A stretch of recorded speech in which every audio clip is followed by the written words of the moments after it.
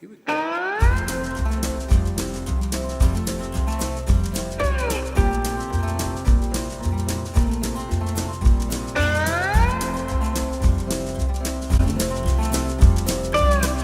Hey everyone, welcome back to week 2 of Ministry and Administrative Skills. This week we are going to cover some very important topics, and you know what I'm talking about. That's right, we're going to talk about strategy, mission, vision, goals, all that kind of stuff. So hang on as we take a whirlwind tour through the world of strategy, missions, goals, etc. This week we're going to talk about these ideas right here. Now, first of all, let's talk about what strategy is. Strategy is the process of determining what your church or organization intends to accomplish, how you will direct the organization and its resources towards accomplishing these goals over the coming months and years. Strategy is simply articulating what we are all about and what we intend to do and how we are going to do it. Now, of course, if you're the leader of an organization, you probably have all these ideas clearly planted in your brain, right? Nobody really needs to tell you what these things are. You know what they are. However, have you considered that just because you think you know what they are, that others in the organization will automatically know and assume what they are? And furthermore, does that necessarily mean that that is an actionable plan to help you guys move forward? So really, strategy is this idea of thinking deeply about what the organization is, articulating it, looking at some of those assumptions, and making it plain, maybe even by putting it together in a formalized document, which is what's called a strategic plan. And we'll get to that in just a little bit. It also means saying no to things outside of your vision and mission and thus stay focused. And let's face it, every church, ministry, organization has lots of opportunity to do lots of good things, right? There's no shortage of opportunities. There's no shortage of demands, of potential things that are really good that you could be involved in. But what a strategy does, it helps you focus like a laser beam. Focus like a laser beam on those things that you know that you are good at. Those things that you have set your mind and your hearts to do. Those things you have clearly articulated and that you have resourced to do so that you could do them effectively. So not only does the strategic plan say yes to some things, it also by definition means saying no to some things. Because if you start to say yes to every opportunity that comes around, you will dilute your effectiveness. You won't be good in any of them. And you'll get taken off track and you'll suffer what's called mission creep or mission drift. Before you know it, you're no longer even in the same category. You're not in the same business anymore, so to speak, of what it is that you are supposed to be about. So that's an important thing too. It says yes and it says no. It involves choices about the mission, goal, and vision you'll pursue, whom you will serve, the organization's role in the community and society, the kinds of services and programs you'll offer, the resources needed to succeed, that is, people, money, expertise, relationships, facilities, all those kinds of tangible resources, and how to best combine these resources to accomplish your organization's mission. It also asks and answers the question, why do we exist? Any organization should be able to articulate and communicate a basic premise. What would the world be missing if we were no longer here? And I know this is kind of abstract and hard to get our minds around, but you know, every church or ministry organization really sort of has to ask this existential question. Why do we exist? Why are we even here? And the more you think about it, the better it helps you to come up with a good answer and a rationale for existing. Because let's face it, every day you're going to get up in the morning, you're going to head into your office or wherever you do your work, and if you don't know why you're even there, what's the point? You could be working for an organization that has a clear mission, that has a clear vision, that has a clear plan, that knows why it's getting there. So if you can't articulate these questions, if you don't know why you exist, guess what? It's going to be hard to convince other people to get on board with you and to serve with you. Strategy also explores what your core competency is. Any organization should know what it does better than others and what it is honestly capable of achieving. Here's the kinds of questions that you need to ask. What is our core competency, the thing that we can do better than others? What is the essence of what we do, not just the form that it currently takes? All right, so again, this is another key strategic kind of question, is what do we do really well? And again, by definition, what don't we do really well? Because let's face it, not everybody does everything well. You have a mission, you have a purpose, you have a passion, you have a set of skills and competencies and experiences that make you unique and that make you better at doing something than a lot of other people. And so as an organization, you have to sort of think of that same mentality too. What do we do that is better than others? What is specific and unique? And again, I know in the church world and ministry, we're not necessarily thinking in terms of competition. Well, what do we do better than the church down the street? We're all in the same mission, right? But you do want to think about what you do really well so that you know your niche in the world, that you fit in, that you serve a vital purpose. And in terms of this idea of what's the essence of we do, sometimes we think that we can confuse the form with the essence. Let me give you a good example. You might have a really thriving youth ministry, and you've been doing it for a couple years now, and it's really happening, and you feel like you have it down to a science, right? You have a meeting on Wednesday night, you have certain activities, you get the kids involved, your youth leaders do mentoring or discipleship, and that's really cool, and that's been working. But what is it that you really do? You minister to kids. You take kids from one stage in life and you help them and you transition them and you counsel them and disciple them to another one. Now, why is that important to make that distinction? Because you know what? The essence of what you do is not going to change, but the form, the means of what you do might change. And I think what happens a lot in the church world is we sort of confuse the means and the form. We confuse the message and the means. And so now all of a sudden the means become gospel for us, right? And so we say, well, we have to have a meeting on Wednesday night. Well, we have to meet at 7 o'clock. Well, we have to have games. We have to have all these things. No, those are the form. You really always need to be thinking about what is the essence of you do. These forms might change over time. Okay, so take that at a church level too. Your church essentially ministers the gospel in your community, right?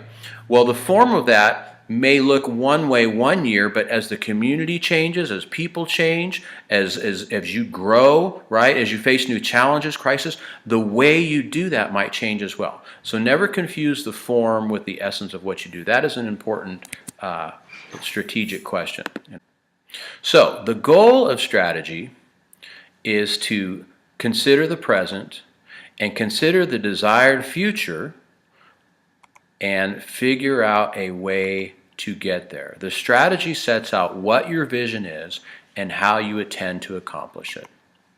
Now, there's something that some organizations do to really encapsulate and articulate their strategy, and this is what's called a strategic plan. More complex organizations formalize their strategy and goals into a strategic plan to make public what their strategy is and how they intend to accomplish it. This helps everyone across the organization know what is important, how they plan to accomplish their mission, and who is responsible for which aspect of the plan. All right, so not everybody needs a strategic plan. You might be kind of small. You might be able to craft it out on a napkin. But again, as your organization grows, it becomes more complex. There's more people involved. There's more division of the labor. It's important to begin to articulate these things in a way that everybody understands. Now, an important part of any strategy is the vision. Let's talk a little bit about that. A key component of the strategic plan is determining the vision for your organization. Vision creates meaning for everyone in the organization. It provides a worthwhile challenge. It is energizing. Vision brings the present into the future. Vision creates a common identity. By the way, these come from Bert Annis. Now, Collins and Porras give us two key components of a vision. First of all, it needs to contain a guiding philosophy that in the context of expected future environments leads to a tangible image. For example, our vision is to become a light on a hill, shining the light on South Lake so that people can see Jesus and desire to share in the advance of his kingdom. All right, so that's kind of a big, lofty vision, right? Wouldn't it be great if this happened? And sometimes we think, well, we don't want to shoot too high because we don't want to fail. Nonsense. Vision, this is the place where you shoot for the moon. It should be something that's so big that you really could never accomplish it, and you couldn't accomplish it on your own without the help of the Lord himself, right? So it really should be lofty, it should be grand, because these are the kinds of things that get people excited about participating in your organization. So if you just say, oh, we're here to minister to the community, well, that's nice, but if you say, hey, we are here to be a light, to reach, to advance the gospel, these kinds of larger existential goals that are really tied into our values, that's the kind of thing that people can get excited about and they could see themselves participating in. Now, of course, we don't just create vision out of thin air, do we? So let's take a look at a perspective, a faith-filled perspective here. Since we believe that God is already present and at work in our church and ministry, developing a vision is not a matter of creation from scratch, but rather discerning what God is already doing. And of course, this takes prayer, discussion, and verbalizing what you perceive He to be doing in your midst. So, again, sometimes I think we have this kind of misguided idea that a leader walks into a room and emerges, sort of with the golden tablets. Maybe I'm talking about, the Mormons here, but he emerges and all of a sudden he sort of has this vision that's sort of like out of the blue, right? Well, that's one way. However, we believe that the vision is something that can be discerned. In other words, if we look at current circumstances, if we look at the environment, and we look at a track record, we can see the things that God is already doing in our midst. So that way our vision is consonant, it's resonant. Because if you come up with a vision that's like sort of out of the sky blue, guess what? People are going to look at it and say, well, it's enticing, it's interesting, but I don't really see that as part of something that's going on in our current context, right? So discerning then is a way of seeing what God is already doing, what He's already up to, and crystallizing and articulating and say, yes, this is what we believe God is doing in our midst right now, and this is the way we encapsulate it in terms of a vision. All right, does that make sense?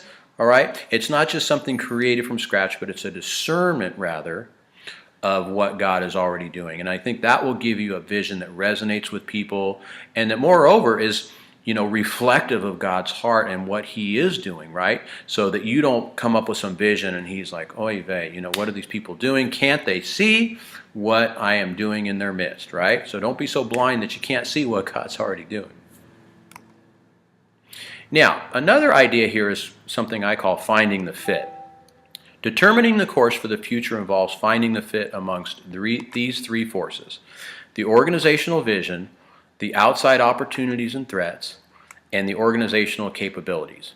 And let's see what this would look like in terms of a graphic form here. So first of all is the vision, what we hope to accomplish. We just talked about that. Then, of course, we have to look at things like opportunities and threats. So what would these be? Well, opportunities might be the needs of the community, people who compete with us, people that we work together, allies, etc. And then, of course, social, economic, political, and technological forces, right? So take, for example, the internet, right? Many people see the internet as an opportunity for ministry, right? Because why? Because you can reach really unique, niche kind of, groups of people. You can, be 24/7. You can be global, right? So the internet presents an opportunity. Now, it also could be seen as a threat too, right? We know there's a lot of sewage that comes through there. But ministry-minded people can take advantage of it as an opportunity to communicate, to connect, to build virtual communities, all these kinds of things. So that's sort of a new thing that people weren't really thinking about, 10, 15 years ago. That's pretty common now, that it's a new opportunity. And then, of course, there's the strengths and weaknesses. And this is capabilities, resources, and what you can do best. And as I mentioned earlier, not every organization does everything well. You have to think about what you do well and what you don't do well, and then capitalize on those strengths. And so you put all these things together, and you come up with the fit, right? So again, as the leader, it's your job to think about these things, to think about what your vision is, what the opportunities and threats are, and what your strengths or weaknesses, and pull them all together to find the fit for your organization. Now, let's get real specific here and talk about something called goal setting. You may have heard this one. This isn't brand new, but goals should be SMART. They should be specific, measurable, attractive, realistic, and timely. All right, so these are what we call our SMART goals, right? So goals that are vague and nebulous are not very good because they don't have these elements. Now, let me give you some examples here. Now, a bad goal, to win souls for Christ and help our church to grow. Well, you might say, well, that sounds like a great goal. Well, why isn't it a good one? It's attractive and realistic, and of course it's biblical, but it's not specific or measurable or timely. It's too vague for a goal. Let me give you a better example here. Now, this would be a better goal.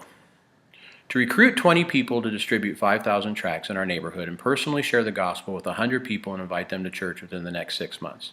Now, you see it has the essence of the above goal, right? But it's much more specific. It's measurable, it's attractive, it's realistic and biblical, and it's timely. Now, in addition to goals, a good plan has what are called objectives and initiatives. Behind every goal should be objectives and initiatives. These are short-term, measurable steps designed to move an organization towards the achievement of long-term goals. They provide support for the measurement and accountability of goals, and they include things like personnel, budget, and means and metrics for assessing. So let me give you an illustration right here. Okay, so say one of your goals here is for your church to become a place where people can grow in their knowledge of the Word of God. All right, so that's a pretty good goal, but again, it's a bit lofty. What about if we add some specificity to it and give it this objective? To investigate the best means for people to learn within our church in context and culture. All right, so this might sort of be your first step. Say you have no real teaching ministry going on at all other than the Sunday morning. So what would some strategic initiatives be? Well, here's something, for example, determine the current needs of the congregation. All right, and so you appoint a responsible person there. You look at the resources required, and you ask, what's the current status of this? And you also have your target metrics to meet the objectives. So in other words, how do you know when you've actually met this initiative? And then you give it a time frame. All right, so this grid here can be used, imagine a document that has, several pages of these goals and strategic initiatives, and this becomes the basis of your strategic plan. It's very specific.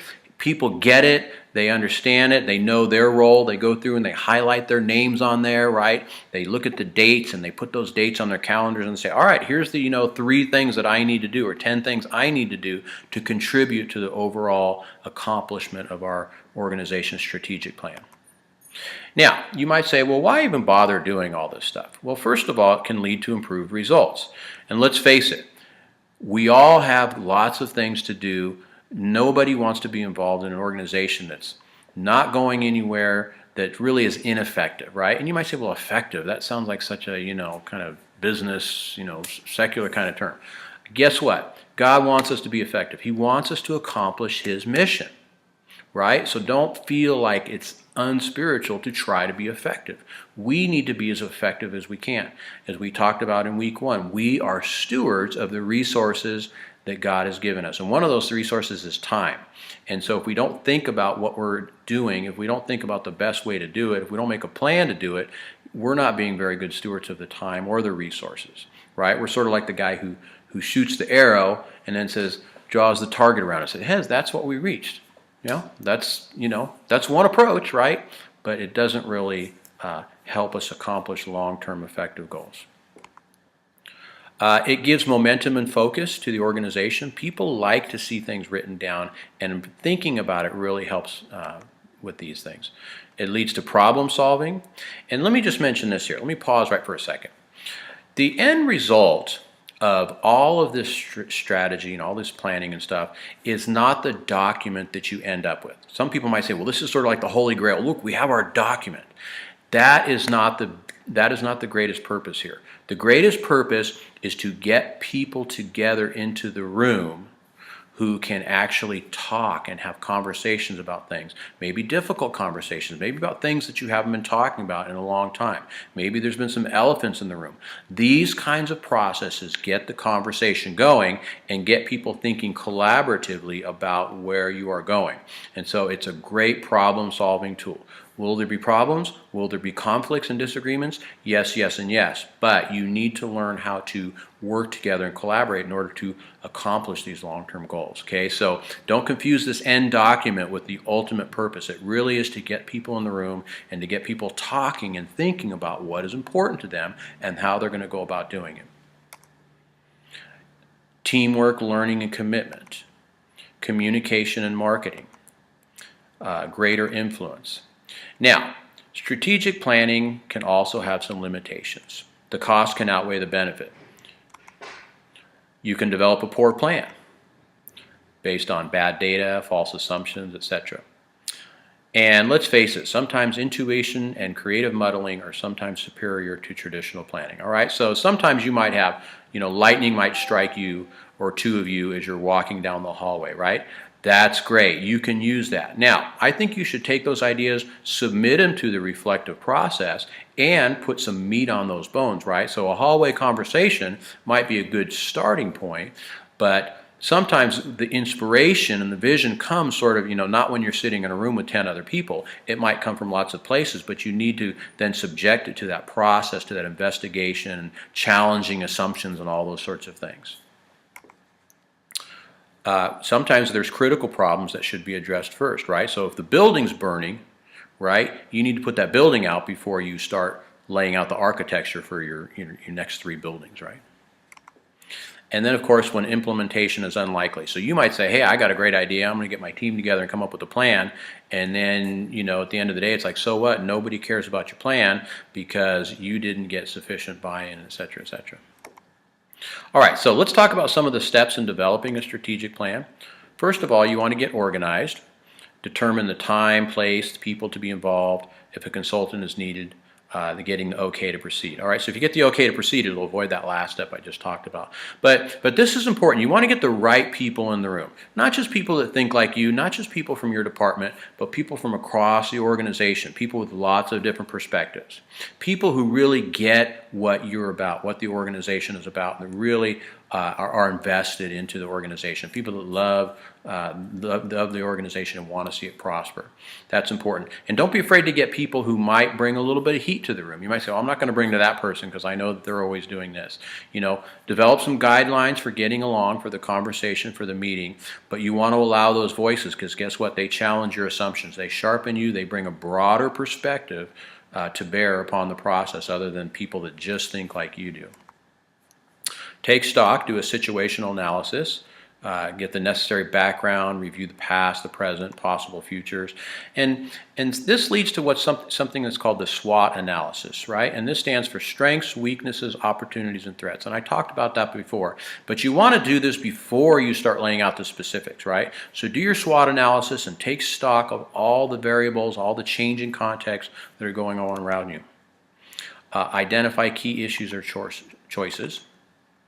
And then you want to set the direction, develop the vision, determine how to move the organization towards its future, develop a first draft of the plan. All right, so it might take you a while to actually come up with this, document at the end. It's going to take many meetings. It could take several months, maybe even 6 months to come up with a really solid plan. Again, it kind of depends on the size of the organization, but this could take time. So don't be afraid to start with some baby steps. Refine and adopt the plan. Implement it, and then monitor the progress. And again, a good plan should have some really specific, measurable points on there by which you can point to and say, yes, we accomplished this. We have some data that supports the accomplishment of these plans. Hallelujah, we are moving towards accomplishing our strategy, right? And then make adjustments. Now, by the way, adjust and periodically update. By the way, once you develop this does not mean this is set in stone and concrete forever and ever. As you notice, there's status updates on there. Those things are going to continually need to be revised, right? an opportunity might come up that you say, we didn't have this opportunity a year ago when we first developed the plan. So the plan should be a living, breathing document. It doesn't mean, well, a new plan comes up, you throw it out the window, or a new opportunity comes up, you throw it out the window, but you say, this is something now, this is part of our contextual analysis, right? Our SWOT analysis that wasn't on the horizon 6 months ago. We need to adopt and be able to, to accommodate this within our plan. Or you might say, this is a good idea, but we've got these other 3 things cooking now. Let's put this on the back burner and we'll consider that in a year from now. All right, so again, don't look at this as something that can never be changed or looked at. It's a living, changing, breathing document. How often should you go through this process? It depends how big you are. Really you should be setting 3 to 5 year goals in a planning process like this. So therefore, every 3 to 5 years, you need to be revisiting this, redoing it, looking at whether you accomplished the old one, whether maybe there's still some things that carry over into a new one that you want to execute in the future. You need to stay realistic. Here's some things to consider before launching into a strategic planning initiative. Do we really need a strategic plan? Again, you might be small, there might be 3 of you or 8 of you. If you're a small organization, you can typically pull things together through this verbal communication, through your network of people. But once you start to get big, once you have multiple departments, right? So I would say if you're a church of any size, more than 200-300 people, you probably should have some sort of strategy, because there's a lot of people now. There's a lot of staff, there's a lot of volunteers, there's a lot of variables in there that need to come together in order to stay on vision, stay on task. So the first question really is, do we need this? What is your experience with planning?